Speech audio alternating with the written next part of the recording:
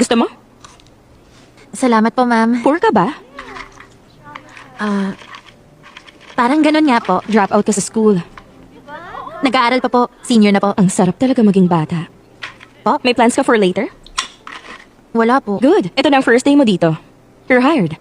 Talaga po? Wow! Thank you po talaga!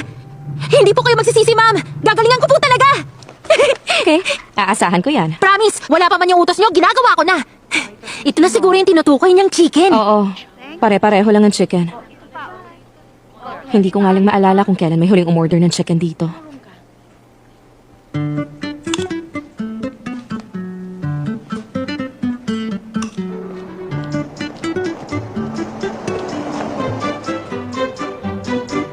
May kwarto.